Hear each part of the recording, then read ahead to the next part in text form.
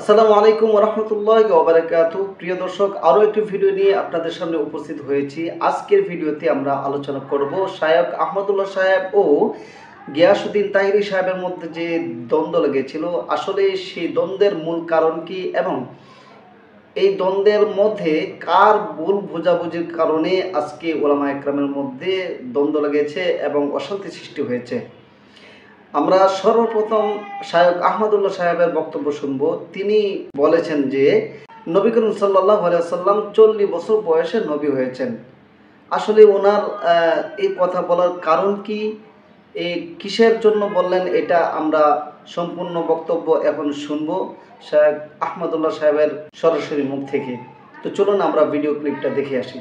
প্রশ্ন হলো, নবুয়তের পূর্বে রাসূল আকরাম সাল্লাল্লাহু আলাইহি সাল্লাম কোন ধর্ম পালন করতেন? গুরুত্বপূর্ণ প্রশ্ন। নবুয়তের পূর্বে আমাদের প্রিয় নবী সাল্লাল্লাহু আলাইহি সাল্লামের ধর্ম কি ছিল? যদি বলেন যে কোন ধর্মে অনুসরণ করতেন না, তাহলে নাউজুবিল্লাহ, উনি কি ধর্মহীন ছিলেন নাকি? উনি নবী হয়েছেন কত বয়সে? 40 বছর বয়সে। তাহলে 40 বছর বয়স মানে তো জীবনের মূল টাইমটা প্রায়। তো এই 40 বছর পর্যন্ত উনি নিজে তো নবীই ছিলেন না, উনি নবী হয়েছেন তারপরে। তাহলে 40 বছর পর্যন্ত নবী হওয়ার আগে তার ধর্ম কি ছিল?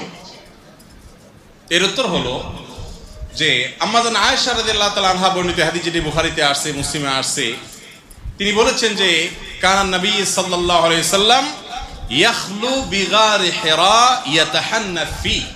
নবী সাল্লাল্লাহু আলাইহি সাল্লাম নবী হওয়ার আগে হেরা গুহায় গিয়ে ইবাদত বন্দেগী করতেন। ইয়াতাহান্নাফ এর তরজমা ইবনে হাজার আসকালানী রাহিমাহুল্লাহ অনেকে বলেছেন ইয়াতাহান্নাফ, অর্থাৎ ইব্রাহিম আলাইহিসসালামের যে দ্বীন হানিফ ছিল, ওই দ্বীন হানিফের উপরে তিনি অটল থাকতেন, অবিচল থাকতেন। তো প্রিয় দর্শক, এতক্ষণ আমরা শায়খ আহমদুল্লাহ সাহেবের বক্তব্য শুনছিলাম, যেখানে তাকে প্রশ্ন করা হয়েছে যে নবী করিম সাল্লাল্লাহু আলাইহি ওয়াসাল্লাম 40 বছর বয়সে তো নবুয়তি পেয়েছেন, এর পূর্বে জীবন কিভাবে কাটিয়েছেন। তখন তিনি উত্তর দিয়েছেন যে নবী করিম সাল্লাল্লাহু আলাইহি ওয়াসাল্লাম 40 বছর যাবৎ কি করেছেন, তিনি কি কোনো ধর্মের উপরে ছিলেন না ছিলেন না। যদি বলা হয় যে তিনি কোনো ধর্মের উপর ছিলেন না, তাহলে এটা তো কখনো মানা যায় না, কারণ একজন নবীর জন্য সেটা কখনোই হতে পারে না। আর যদি বলি যে নবী করিম সাল্লাল্লাহু আলাইহি ওয়াসাল্লাম ধর্মের উপরে ছিলেন, তাহলে কোন ধর্মের উপর ছিলেন সেটা জানার দরকার। তো তিনি একটি হাদিস বলেছেন হযরত আয়েশা রাদিয়াল্লাহু তাআলা আনহা হতে বর্ণিত, যে রাসূল সাল্লাল্লাহু আলাইহি ওয়াসাল্লাম দ্বীন হানিফের উপর, অর্থাৎ ইব্রাহিম আলাইহিস সালামের দ্বীন ধর্ম দ্বীন হানিফের উপর তিনি ছিলেন। তিনি হেরা গুহায় গিয়ে আল্লাহর ইবাদত করতেন। তাহলে সুস্পষ্ট হয়ে গেল যে তিনি 40 বছরের জীবনীতে তিনি আল্লাহর ইবাদত বন্দেগী করতেন এবং তিনি দ্বীনে হানিফের উপর অটল ছিলেন। আর উনি যে বলেছেন 40 বছর পরে তিনি নবী হয়েছেন, তা তো ঠিক আছে, কারণ 40 বছর হওয়া পর্যন্ত কেউই জানতো না যে তিনি আল্লাহর প্রেরিত নবী।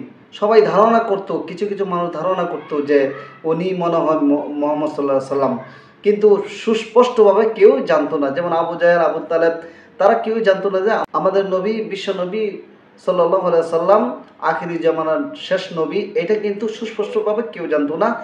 যখন ওহী নাজিল হলো 40 বছর বয়সে, তখন ওহীর মাধ্যমে আল্লাহ তাআলা নবী হিসেবে প্রকাশিত করলেন। তখন থেকে তিনি নবী এবং তিনি নতুন শরীয়তের শুরু হয়, তিনি নবী হিসেবে সমগ্র বিশ্বের মধ্যে প্রকাশিত হন।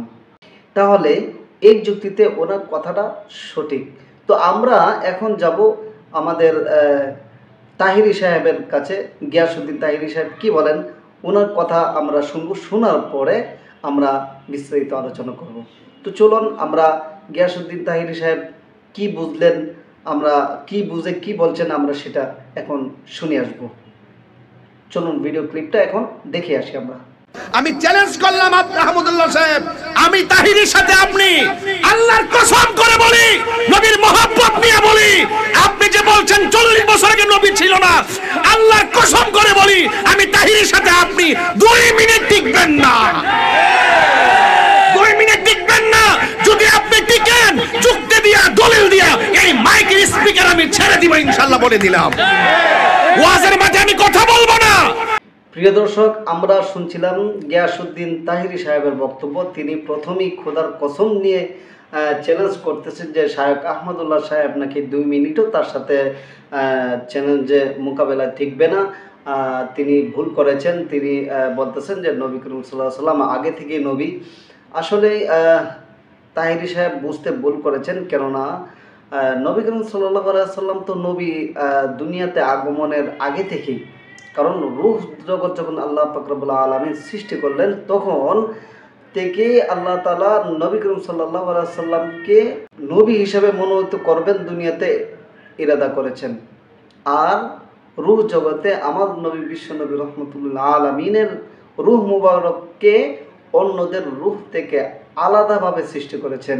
সেই সময় থেকে তিনি নবী হিসেবে মনোনীত হয়েছেন, নির্বাচিত হয়েছেন। তো ওই দিকে তো আলোচনা ছিল না, প্রশ্ন জবাব ছিল যে তিনি 40 বছর বয়সে নবুয়তি প্রাপ্ত হন। এর আগে তিনি কি করেছেন?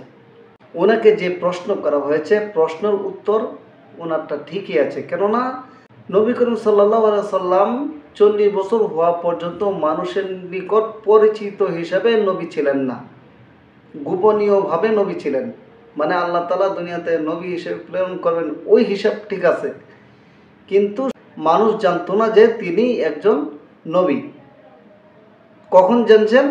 যখন আল্লাহ পাক রব্বুল আলামিন 40 বছর বয়সে ওহী প্রেরণ করলেন হেরা গুহায়, তখন থেকে তিনি নবী হিসেবে মানুষের নিকট প্রকাশিত হলেন। তখন আবু জাহেল, আবু লাহাব তাদেরকে যখন দাওয়াত দেওয়া হলো, তারা নবী করিম সাল্লাল্লাহু আলাইহি সাল্লামের বিরুদ্ধে চলে গেল। তাহিরি সাহেবকে বলবো যে কোনো বিষয় আগে ভালো করে বুঝবেন। তাহিরি সাহেব আবার চ্যালেঞ্জ করে দিয়েছেন যে তার ইলিম কালাম অনেক বেশি। আসলে নিজেকে নিজে গৌরব করা, নিজেকে নিয়ে নিজে বড়াই করা, এটা কোনো মানুষের গুণ নয়, এটা একমাত্র আল্লাহ তাআলার গুণ। যারা আল্লাহর গুণ নিয়ে টানাহাসরা করা, এরা শিরিক করে। সুতরাং এদের থেকে আমাদেরকে ইমানকে হেফাজত করতে হবে এবং এই সমস্ত কাজ থেকে আমাদের নিজেদেরকে হেফাজত রাখতে হবে। কেননা এই সমস্ত কাজ করলে আমাদের ইমান চলে যাবে, আমাদের গুনার খাতায় নাম উঠে যাবে, যার দরুন কি দুনিয়ার জীবনও নষ্ট হয়ে যাবে, আখিরাতের জীবন নষ্ট হয়ে যাবে। সুতরাং তাহিরি সাহেব যে ভুল বুঝেছেন, এর ফলে আমাদের মধ্যে দলাদলি বিভক্ত হয়ে গেছে।